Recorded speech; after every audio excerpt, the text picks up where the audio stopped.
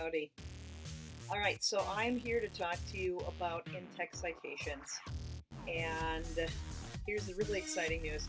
MLA has updated again. So we're in MLA 9. For those of you who did your research paper last year in MLA 8, there's really not going to be major differences, okay? I just wanted to let you know that we're in MLA 9 in case, when you go off to college, they're like, hey, you got to put this in MLA 9, and you're like, I don't know what to do. It's really not going to be a major deal because there is really only one change that's probably going to affect most of you. All right, so I'll talk briefly about that. And yeah, and it's actually a little bit easier, so it's going to be fine. All right. So first of all, if you're talking about books, there are two ways that you can do a direct quote, all right? You can either introduce your quote without the author's name, and then you will end that quote with quotation marks. Don't put any mark of punctuation. Then you put a space, and then you have your parentheses, okay, with the last name of the author, space, page number. No comma in there, all right?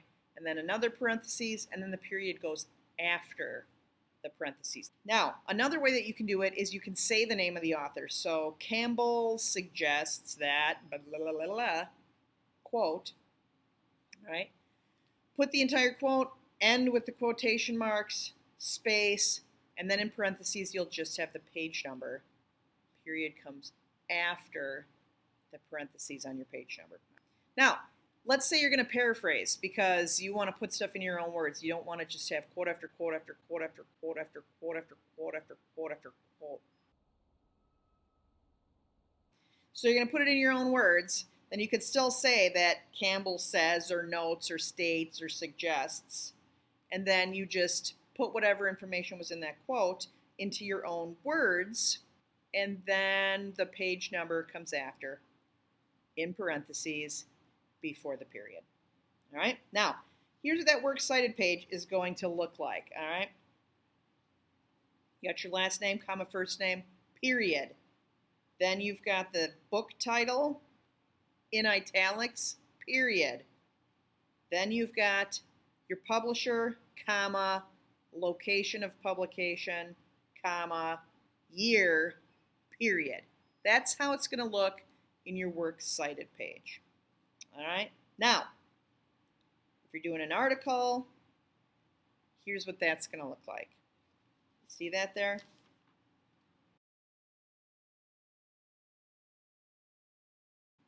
See how it's different?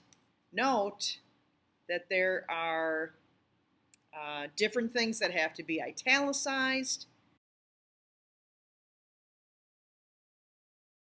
different things that need to be in quotation marks, different things that need to be capitalized. So you're going to want to pay attention to that. Come back to these examples. You will find these links with samples on Classroom, so you can go and check it out for yourself, all right? But I just wanted to show you that the article is different from the book, because when you've got a book, you've just got the book, all right?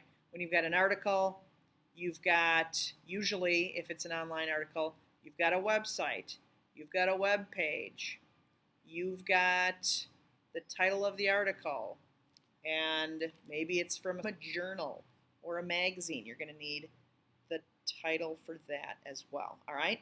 So note all of that stuff when you're doing it, and if you have any questions after this video, come on up and ask. Okay, what about when you got a source with no authors? All right, so if you've got a page number, you're always going to use it, whether that's in a book or an article or whatever, all right? So use the page number where available. But if you don't have an author, then what you want to do is you want to put the title in quotation marks inside of the parentheses, okay?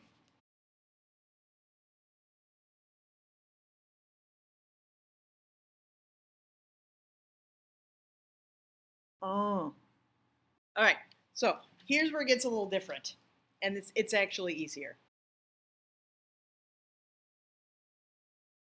If your title is longer than a standard noun phrase, it should be shortened into a noun phrase by excluding articles. So if it's to the lighthouse, for example, you're just going to change it to lighthouse.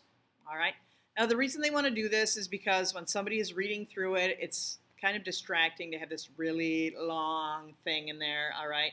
If you have, for example, this really long article like impact of global warming, Northern American impacts of weather, whatever. That's really long. And so if I'm trying to read a sentence and I got to stop and look through all that as an in-text citation, it's sort of a distraction. So if there's not a noun phrase, you can shorten it after the first clause, the first phrase, or before the punctuation. So instead of impacts of global warming, blah, blah, blah, blah, blah, you just put impacts of global warming. Now, again, that would be inside the quotations and inside the parentheses. And if that's at the end of your quote there, then the period comes after the parentheses. Okay? All right. Okay, just wanted to tell you, if there's two authors, you are going to include both of their last names in the in-text citation as well as in the works cited. And it's going to go in alphabetical order. So last name and last name, space, page number, if you have it. Okay? When you put that in your works cited, you are going to put last name, comma, first name, and first name, last name, period. Again, friendly reminder that all of this information will be available to you on links. And so you can either use the video or the links in Classroom to help you out with that. And for those of you who are like, wait, I've got more than that. Like, what if I have a film? What if I have a play? I'm going to give you a link to the MLA 9 Funky Mountain Breakdown. And so if there's anything in there that I haven't talked about, you can go to the link and check it out for yourself. All right? I hope you've enjoyed our time together. It's been so delightful for me. Have a great day. Bye-bye. Have fun writing that paper. It's going to be super.